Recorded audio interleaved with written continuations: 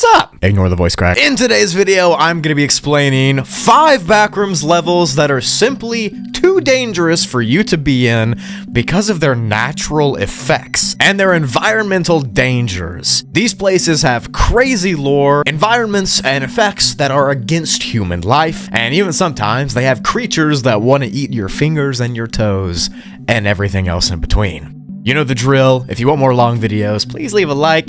For the old Brookster, I'd really appreciate it. Thank you all for watching, and let's check out these backrooms levels that have the deadliest environments, shall we?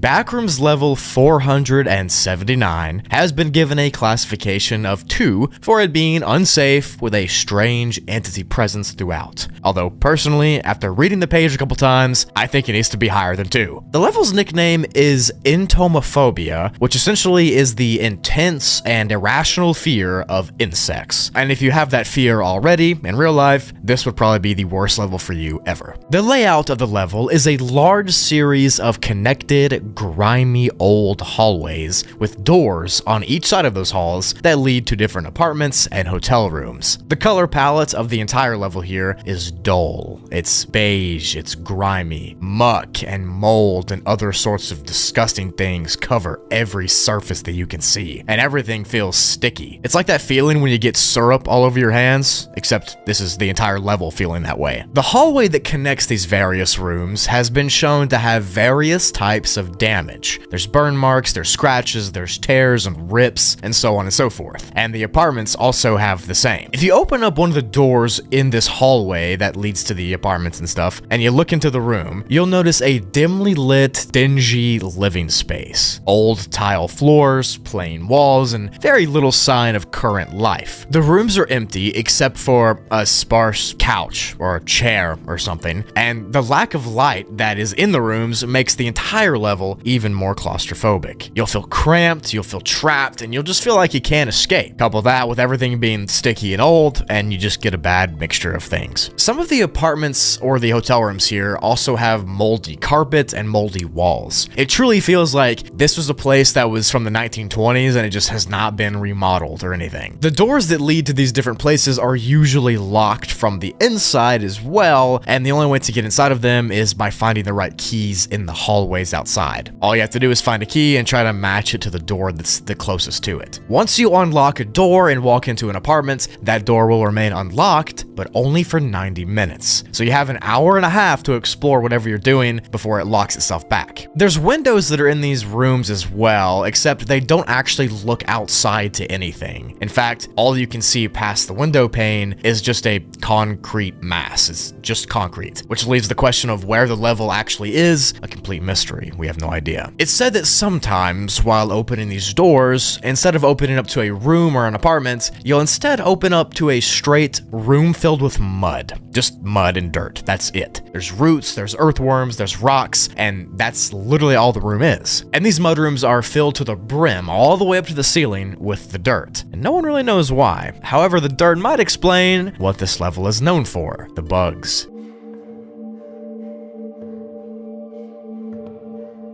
When a wanderer stays inside of this level for at least about 5 minutes, they will begin to experience random itching throughout their entire body. It won't just be like a slight itch or scratch or whatever. You will feel like you need to claw through your skin to scratch the itch. Your skin will begin to tickle and crawl, and it'll feel like something's inside and under your skin running around. These itches will continue to happen every 3 minutes or so, and they've actually been known to have pretty catastrophic effects. If you can't control your itching and it just gets too much to deal with, your skin will begin to develop rashes and welts and boils and eczema, as well as a number of other skin infections will all pop up the longer you scratch the itch. And of course, the longer you do so, the longer you're in the level, the more you're going to want to scratch, but more on that later. Itchy skin is not the only danger that you're going to face in this level either, and it's also not the weirdest thing. Speaking of deadly environments, it's important that you don't go walking around smelling like one, which is why I personally love today's sponsor,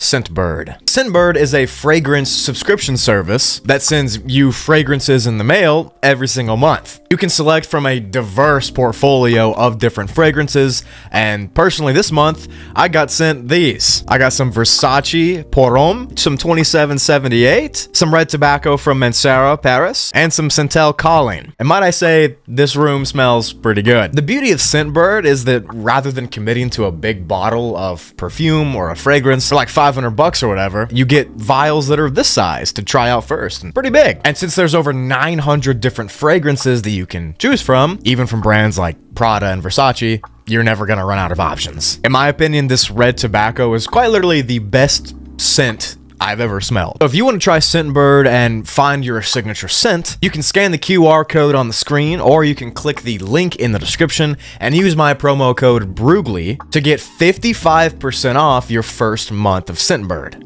which means you're going to get your first fragrance for just $8. And then the next month's will only be $16.95, which is much cheaper than dropping $500 on a brand new bottle. Again, just by scanning the QR code on the screen or going to the top link in the description and using code BRUGLY at checkout, you can get 55% off your first month of Scentbird and get that first vial for $8. Thank you to Scentbird for sponsoring this video, and let's get back to these deadly backrooms levels, shall we?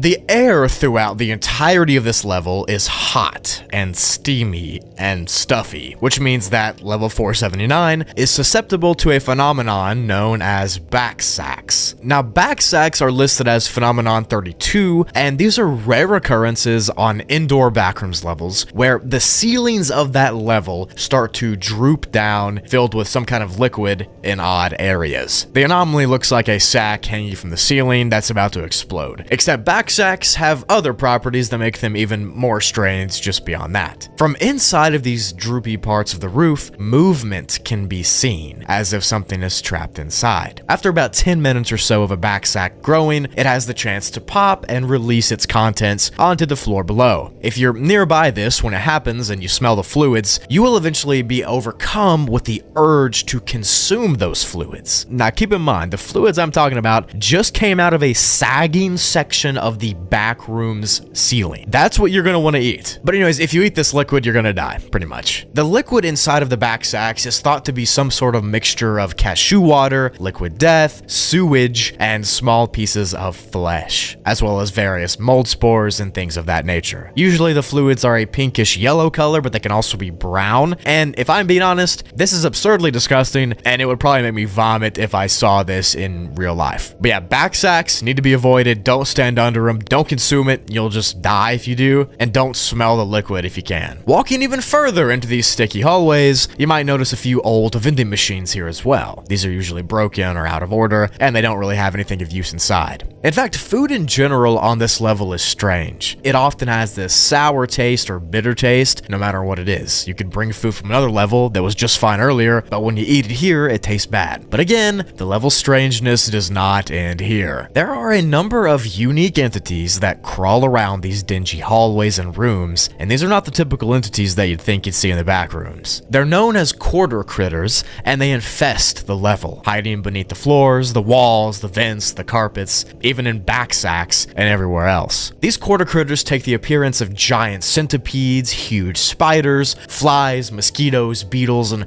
all sorts of insects like those that live here. And they thrive here due to the heat and the moisture and the humidity that are inside the halls here and the rooms. Every insect I just listed is large, and they're poisonous to a degree, and if you get bitten by any of them, you could suffer being paralyzed in whatever limb that got bit. But if you remember what I said earlier, just by being here and not interacting with the bugs at all or anything, your skin will become itchy and inflamed and full of rashes. And this will keep on progressing into more serious skin conditions the longer you stay. Plus, if you couple that with being eaten alive by the insects here, you can see where the danger of the level comes into play. And also, the backsacks.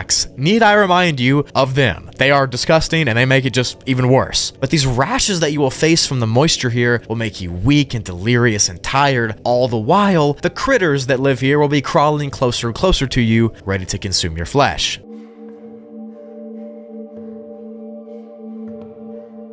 If for some reason you want to enter this level, and I don't know why you would, but you might be crazy or something, you can open a set of glass doors on level 577. It's easy enough to do, and whatever. But more importantly, if you get stuck here and you want to exit, you can no-clip through a back sack, which is disgusting, so don't do that. If you actually want to exit, you can no-clip through a pillar in one of the hallways or one of the rooms, and you'll be sent to level 147. But now that you've heard the description of the level, you know why I said that it should be burnt down back in the intro. It's disgusting, I'm itchy just writing the script, and low-key, I kind of want to not be here right now. But leave a like if you think you could survive it.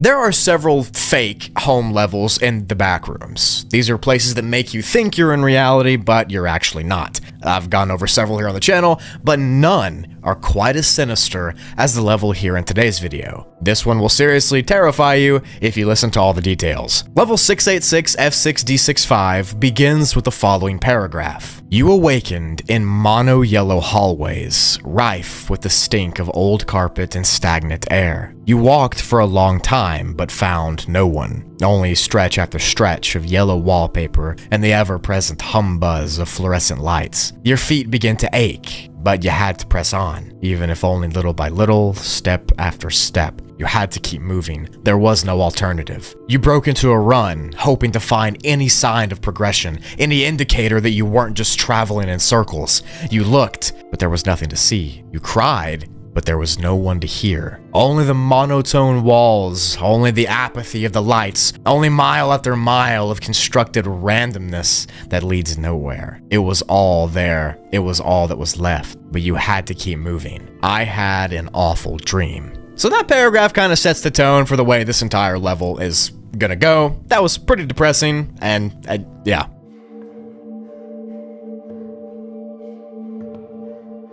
The level has been given a class undetermined difficulty due to many mysterious properties and undocumented creatures, as well as limited available information. Level Home is a warm, moist, even dark environment, and everybody that comes here experiences the beginning of the level in the same way. Every wanderer who arrives in Level Home will come here and will awake underneath the sheets of what they think is their bed. You'll feel comfortable and cozy, and everything will seem like you're just laying in your bed in the front rooms. All the memories that you have of the backrooms you just experienced will feel as if they were faint dreams. They won't seem real, they won't seem like they actually happened. You might feel a little drowsy, but other than that, you'll be relieved that you're in real life. Everything feels right. It feels like all of that horror that you just experienced was a bad dream, and now you're finally back in your own bed. The room you're in is very dark, and faint light is available, but eventually you'll realize that there are various decorations on your walls. Pictures and posters and that sort of thing. You can't fully see them though, they're just outlines because it's so dark, but you know they're there. The room is quiet too, almost uncomfortably quiet. And you'll notice that in your hand is your phone. Usually somebody's phone is all they have when they no-clip into the backrooms because no-clipping from real life is accidental, and what do you usually have on you? Your phone, and maybe your shoes and clothes. So far, you'll just be laying in this bed with your phone in your hand. As I said, the room and the entire level is so oppressively quiet that it's disconcerting. And here's what the levels page has to say about the room and what might be going through your mind when you wake up here. In the regrettable occurrence that you find yourself stranded within Level Home, it is essential to grasp the gravity of the situation and respond with prompt and judicious measures. A sudden urge besought you to check for gaps in the covers, but that would mean moving and potentially letting them know you're here. The breathing beside you has gone eerily quiet. Perhaps you should turn around and look behind you, but you can't. Begin by assessing your room. It is plausible you may still be in a state of drowsiness, yet it is important to identify anomalies present. Keep in mind that they may not always be immediately recognizable or conspicuous. Maintain vigilance for instances of distorted or unsettling imagery, objects positioned in atypical locations, and the presence of ocular manifestations where they are incongruous or deviate from expected anatomical placement. During the process of observing the aforementioned anomalies, it is advised to ascertain that they do not direct their gaze towards your own presence. So yeah, as you heard by that amazing description of what you should do when you get here, weird things are happening, weird things are making noises, you feel trapped beneath your covers, you don't want to look around, and you really shouldn't. But after all that happens, a cold rush will come over you, and then the page says this: despite appearances, you are not alone in there. You may perceive auditory stimuli resembling the voices of your parents within the confines of the room. Although it may provide a sense of reassurance, it is pertinent to note that such occurrences do not bear favorable implications or outcomes. So just like the page just said, at this point you're going to start hearing echoes of what you think are your parents' voices talking outside of your room. You might think that will calm you down, kind of bring you back to reality because your parents are talking. That makes you seem like you're in your own real life. But at this point, you'll begin to dive further into confusion when you realize that it's not your parents. What is around you will stop seeming like it's your room, and instead it'll be some kind of crazy lucid dream. It feels like you're in a place worse than your room. It doesn't look right, it doesn't feel right, it doesn't smell right, it's too dark, it's not your room. At this point, the level's darkness will become too much for people, and they'll try to scramble out of the sheets and look for a light switch or a door out of the room to escape. They feel trapped, all these noises and all that stuff, yada yada yada.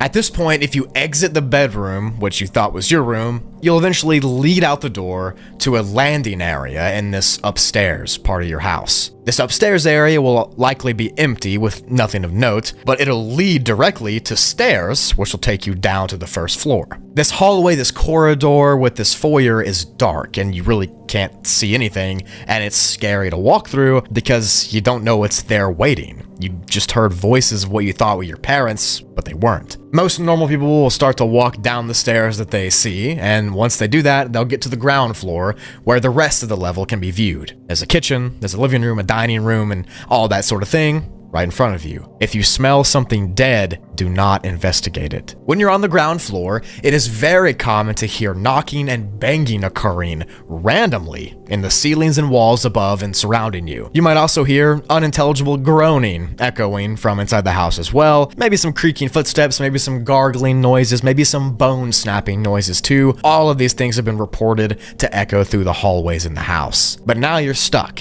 in this house that's not yours, in a backrooms level that you just thought was real life, but it's blatantly not, and you can't see anything that's making these noises. Shadows dashing in and out are common, and breathing sounds on your face and taps on your arms and legs have all been reported as well. But when you turn, nothing can be seen. Keep in mind, just still have your phone on you when you get down here if you carried it with you, and once you get into the living room area, you'll realize how dead you are. Because on your phone, an error code will pop up directly on your home screen that says, "Message unsuccessful. Encountered error code 686F6D65. Please see your network distributor for more information." And it's after this last error code that you know you will die. Because after that message pops up, you're essentially trapped in this hellish alternative version of your house forever, with no hope of escape. And whatever is inside the walls and the vents, and whatever was in the sheets with you, and whatever's breathing down your neck will be your only company.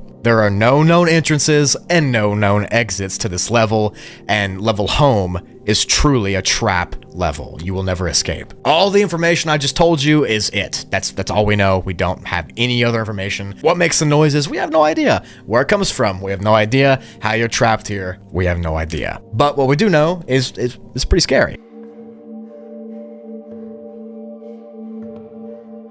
Level square root of -1, aka level J, there's many names for this place, has been allotted a class undetermined difficulty because of how vastly unexplored and unknown it is. The entire level and the entire expanse is shrouded in mystery, and it's less of a level and more of an overarching name for these wastelands that exist past the backrooms that we know. If you do the square root of -1 in a calculator and you press enter, what you'll get planet is an error sign, and that being the name of this level perfectly fits with it, in my opinion. It's the exact perfect name to exemplify what this level stands for. The level looks to be a limitless, immeasurably large black sand desert. The sky is in a perpetual midnight state as well, but there are no stars, no planets, and nothing else of note inside of it. A thick white fog rolls over the black sand dunes here, which, along with the rest of the level, feels very cold to the touch. Now, even though above this sand there is a pitch black sky, and the sand itself is also black, wanderers still can see somehow. Although it is unknown how that works, there is light coming from somewhere, even though you can't see it. The black sand dunes expand out in all directions, and these dunes can be anywhere from a few meters tall to several kilometers tall, depending on where you go. The strange thing about these outer wastes is that it is unknown how they were formed or why they were formed, but a couple theories exist that might explain it. One of the theories is that these dunes on the outskirts of the backrooms is all that remains of ancient levels and ancient structures, even cities, that over the past eons of existence have worn down slowly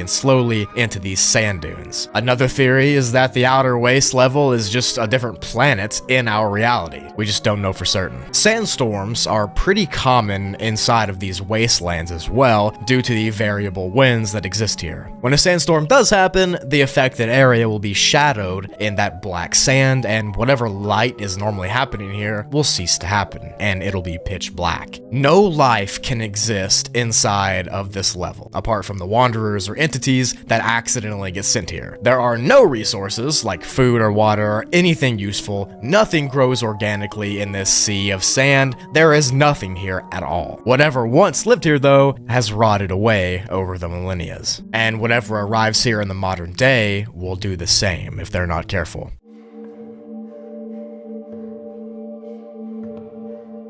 Because of the lack of resources, or any structure of the level, the formation of a colony or a society, or even a base camp would pretty much be impossible here. The temperatures in the wastes are constantly at 0 degrees Celsius, which is 32 degrees Fahrenheit, which means that getting hypothermia is pretty common if you stay here for an extended amount of time. If you aren't dressed appropriately while wandering through this cold desert, you will not make it very far. This also means that any liquids that you bring here also have the chance of freezing if they're not stored perfectly right. The wastes have no natural places to rest. There are no caves, there are no shelters, no trees, just this infinite plain of black sand dunes beneath your feet and permanent darkness above you. In this level, time seems to be happening forever. It feels ancient, like everything is a ruin of what it used to be, but now it's just decaying and errors as far as the eyes can see. If someone wanted to come to these outer wastes beyond all of the backrooms levels, it would be near impossible to do so, because even if you have a level key or anything like that, no door exists that'll open up to this place. All that's known is that the further you get away from level 0, the closer you get to this level. Now, this fuels the belief that the dunes are actually what truly lies beyond the backrooms. Although, like I said at the beginning, that is not confirmed, that's just what we think. The sand here is all pitch black, as I've said a billion times in this video, and it is very finely granulated. It feels soft, almost like kinetic sand when you walk on it, and again, it is cold on the feet. The entire place fills you with an empty and hopeless feeling, because once you make it to the outer wastes, is there anything beyond it? Or is this just the end of the road? Is this truly all you worked for?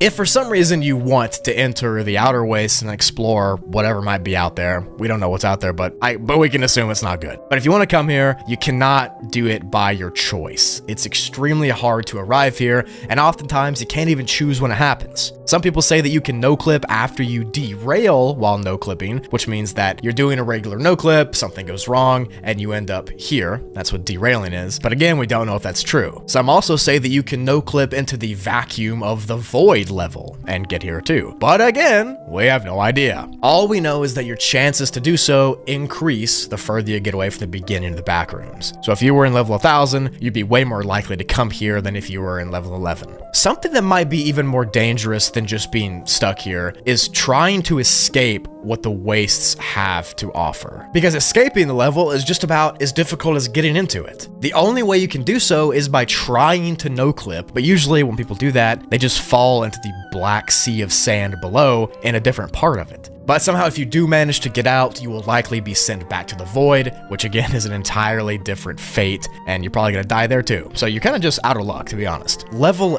error perfectly encapsulates the backrooms and the hopelessness that comes along with it. If you were actually stuck inside of the liminal hallways and all of the levels that I talk about, and you made it through hundreds and hundreds of them, dodging entity attacks and surviving these crazy levels, and you did all that with the hopes that one day you'll be lucky enough to glitch back to reality, only to end up here in level error, the outer wastes beyond the backrooms. Imagine how helpless and gut-wrenched you must feel if that would happen to you. To know that all of that work you did was pretty much for nothing, because you'll just end up in a desert to spend your final days of reality. It's perfectly horrific if you ask me, and I truly believe it is horrifying to think what lies beyond these outer wastes.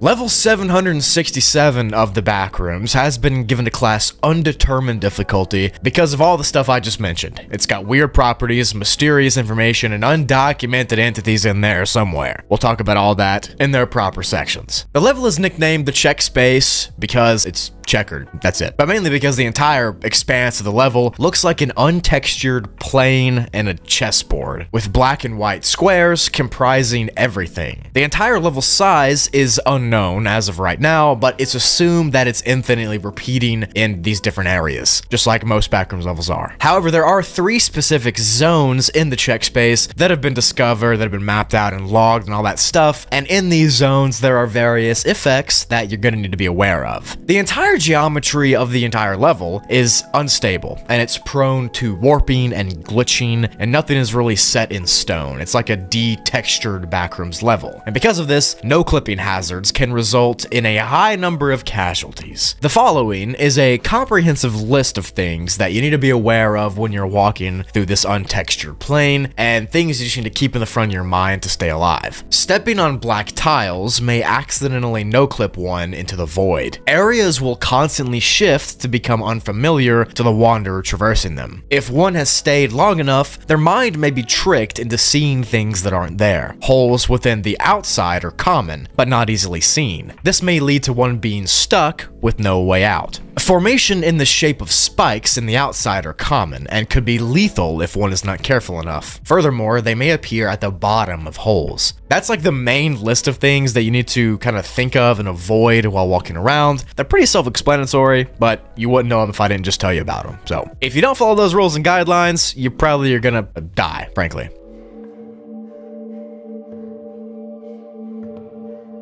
But now that you've heard those, let's go ahead and get into the 3 specific zones I mentioned earlier: the inside, the outside, and the palace. The inside is the first part of the check space that you'll encounter. There are no entities in this area, which is nice, and the hazards that I just talked about are less likely to happen here. The inside usually appears inside, of course, and it takes the appearance of rooms and hallways and houses, kinda, that have these checkered floors. The flooring is a tile-like material, and it is cool to the touch. While exploring the inside, you might encounter several pieces of furniture or different rooms or things like that, but other than that, there's really not much to note. It's kind of just empty houses with checkered floors. The inside is, of course, the safest part. After walking through the inside, the only place that you can logically be led to is the outside. The outside is the area which is probably one of the most dangerous ones, known specifically for its dangerous layout and effects. The area takes the appearance of a large open expanse and cavern area with huge tall rooms. There are strange shapes and artifacts and glitched areas that take the form of cones and spikes and other geometric shapes. These can be very dangerous because, like I said earlier, you can fall through some of the tiles and end up below you on top of a spike, meaning you'll get stabbed in half. The outside areas are very expansive and they're easy to get lost in. Remember, the floors are unstable, they can lead you to falling through, and there's also floors beneath and above these floors. So it's kind of like an infinite Rubik's Cube that can get twisted around. The black tiles in this area of the check space have a high probability of leading directly to the void, which of course you don't want to go to. So it's in your best interest to avoid them and try to jump from white tile to white tile. It's also important to conserve your no clips while you're in the outside, because if you no clip excessively, you might get stuck in a dead end area or get stuck inside of one of the fragmented glitches, which again, you don't want to do. The outside of the check space is where you're going to interact with your first entity here, which again, I'll touch on in the entity section. Hold your horses, but just know that they'll be here. The last zone that is beyond the outside is known as the palace, and this area sort of looks like the outside, but it has more of a royal castle palace theme. There are huge pillars and grand hallways and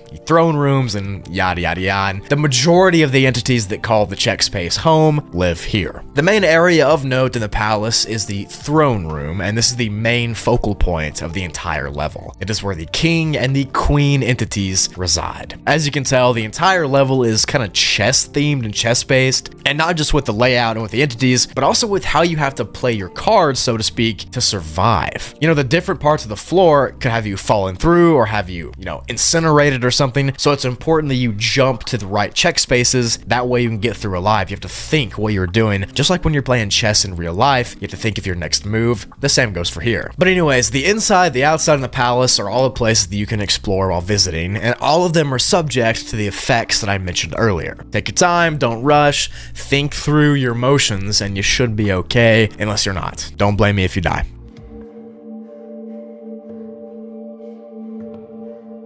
The main creatures of this level are tall, and they look to be chess pieces kind of anthropomorphized into more human forms. They're usually black and white in coloring, and the entities are pawns, knights, bishops, rooks, queen, and the king. Of course, from chess pieces in real life. The pawns are the most common entity here. You're likely to meet them while exploring the outside. Right before you get into the palace, they're kind of just out there, and they appear to be the size of a regular adult human. They're aggressive if approached, but they can only move and attack you on the diagonal squares, just like in real life chess. So if you avoid kind of approaching and scaring them, you can evade them easily. Knights are usually kind of above average in height compared to most people, and they're about 10 feet tall at the max. These ones are usually found at the entrances of the outside and the entrances of the palace, kind of guarding both areas, and of course they can move much more than pawns can. Because of this, it's really hard to get past them if you don't think. Again, you have to constantly think, but if you don't do that, you're gonna get outsmarted. You cannot kill or neutralize a knight,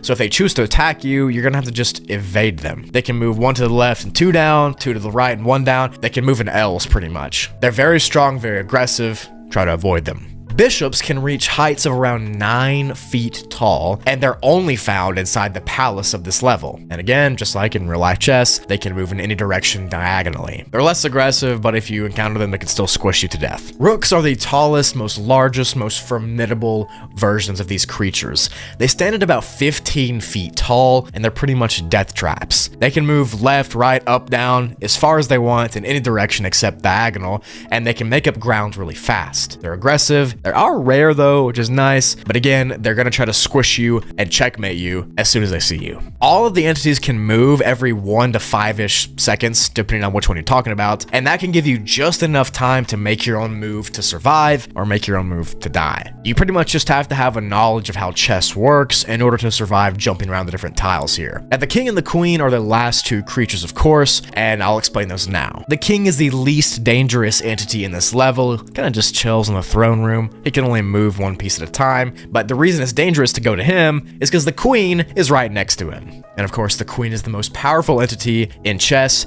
and in this level. In the backrooms here, she is about 10 feet tall in height, and she protects the king at all cost. She can move any square, anytime, at any place. And if she feels threatened, then you're probably gonna die. If you've ever seen Harry Potter with the chess scene in that one, this is exactly how the level is, but on a way bigger scale. These giant stone-like entities are moving around, playing chess, and they'll squish you or checkmate you if they perceive you as a threat. So don't do that, and you might live, but you have to be smart, have to be cunning, have to decide really quickly what moves to make to avoid them. If you're good at chess, you'll be good at this level. To enter the level, you have to no-clip through any black and white chessboard on any level, and to exit, you have a bunch of options, but the easiest one is probably just trying to no-clip through the outside area to be sent to a different level. You can also do a pretty cool thing. If you checkmate the king by backing him into a corner, you'll get sent to level 399, Promised Land. So that's kind of a little incentive incentive to come to this level, because if you do win the match effectively by checkmating the king, you'll be sent to the best level there is, which I guess is pretty cool, but I don't know if it's worth it. The check space is more dangerous than you might think it is off the bat. Between its entities, its effects, its glitchiness, and the way it works, and how hard it is to like mentally survive the level, you might not survive. It takes a lot of brain power, a lot of foresight to beat all these entities in chess, because it's like you're playing 1 against, 30. And since this level's infinite and repeating, the rules continue to change depending on where you go. And me personally, I don't think it's worth coming here because I'm not trying to get squished by a giant chess piece. But let me know in the comments if you would come here and if you could win the level.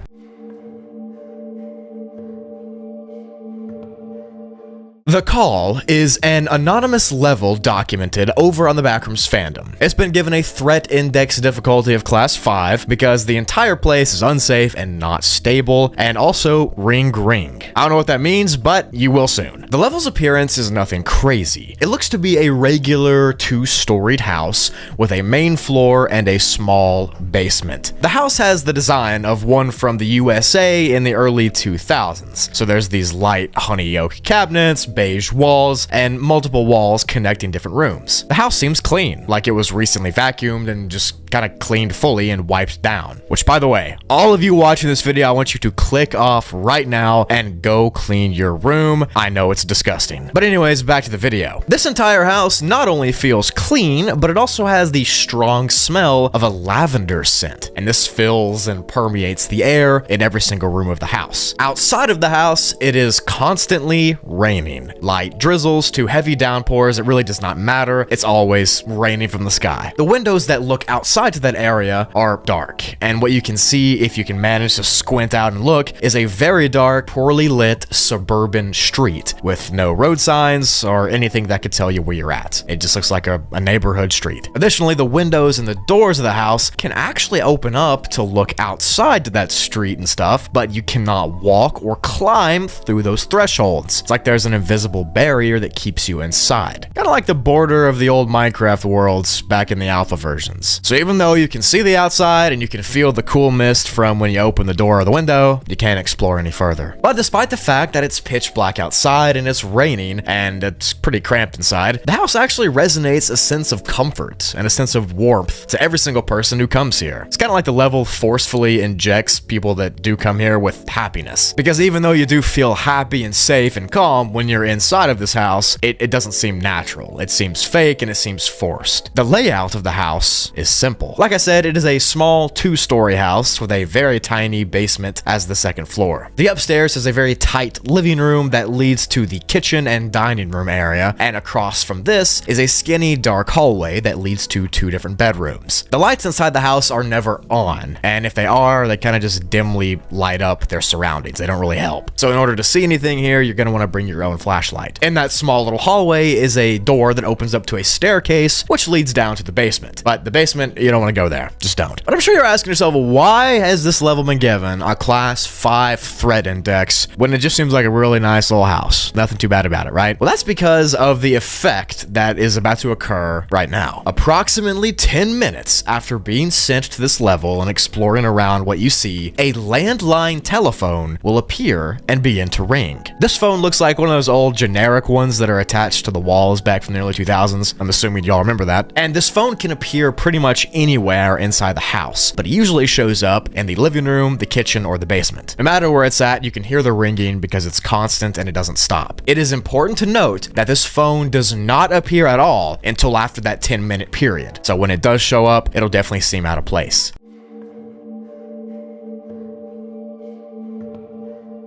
Once the phone shows up and starts to ring, a small piece of paper that looks to be kind of a note will appear on the floor below it. The note always will say the following poem. No matter where it's at, it always says the same thing. If you answer, the past will fade away. If you ignore it, no one will remember you. Which is just an awesome little poem. I'm sure that's probably the best thing you want to hear when you read a little note in the Backrooms. If you pick up the phone after this and you put it to your ear, you will instantly forget one single memory. However, the memory that you forget is random, and you won't really know what it was. It could be something stupid, like what you had for breakfast yesterday, or it could be something important, like your name or something. However, on the other hand, if you choose to ignore the call and not pick it up when it's ringing, the page says you will die and cease to exist. So essentially, it is better to pick it up and lose a memory and listen than it is to just decay right in front of the phone. The method of death that occurs if you do not pick up the phone is unknown, but it's assumed that you somehow get absorbed or decompose or decay or glitch away because there's no body smell or dead bodies in this house. So what actually happens when you pick up the phone? You know, I said that you lose memory, but what do you hear? If you do pick up the phone and listen to it, one of three things can be heard. One is that you might hear hushed and troubled and kind of gargling breathing on the other end, like someone is wheezing or being choked. Number two, you'll hear muffled laughter and the sound of someone crying off in the distance. Number three is that you'll hear a voice that you recognize crying and screaming your name and trying to get you to help. This voice could be your brother, your sister, your friend, your mom, your dad. We don't know how it's related to you or how the level picks it. We just know that it's someone you know. Whatever you hear one of those three, the call will take anywhere from 1 to 4 minutes to conclude. After that time period, the line will just disconnect itself and it'll stop working. After the call ends, the memory will get taken away from your body as well as some part of your physical makeup. So not only will you lose a memory, you'll also lose a body part or a single cell or something. But in worst cases, you'll lose legs, arms, hands, feet, appendages, and that sort of thing. You might forget how to speak, you might forget how to open your eyes. It's just a bad combination. It seems like the level is playing with its food. But usually after the first call ends is when the people that come here begin to panic. And rightfully so. Imagine ending a call and your leg falls off. However, after 10 minutes of this panic, the phone will ring again. And you will have no choice but to pick up that phone and listen again to whatever it says on the other end, and after it disconnects once more, another piece of your humanity will be gone. Maybe it'll be your sight, or your mouth, or your ears, or your legs, or your arms, or your knees. Something will disappear again, and you'll lose more memories. This cycle of continuously answering the phone and losing a part of yourself will happen over and over and over, while the phone will continue to ring every 10 minutes until nothing is left of you.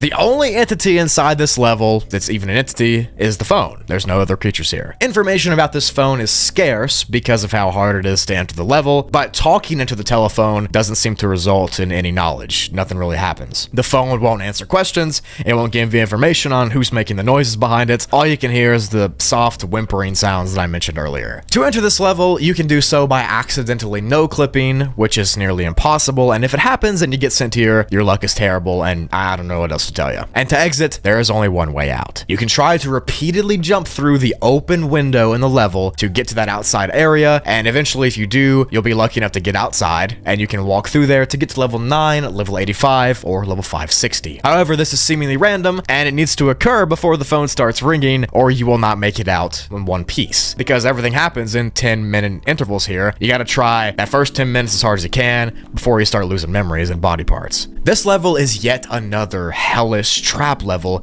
that can be found deep inside the backrooms. Even though its environment is chill, it seems safe, it's still one of the deadliest places ever because you only have 10 minutes to try to figure out before the phone rings, and whoever's on the other end, whether it's an entity, whether it's just the backrooms playing with you, will begin to take your memories and your body. Good luck with that, and Godspeed while you try to survive this level. Just remember to never answer the phone inside of the backroom. Well, look at you. You made it through an entire 30-minute Brugly video. Thanks for watching till the end, by the way. Remember to go check out today's sponsor, Scentbird, and use code Brugly at checkout.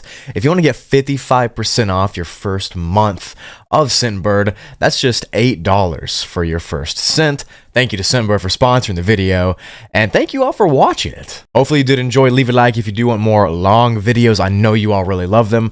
Trying to figure out ways to get them out more, produce them better, and more often. Leave a comment below if you have any suggestions on videos I should make, and while you're down there, check out my other channel, Spoogly, where I upload about 2 times a month, long-form documentaries that I edit and research and do all this stuff myself.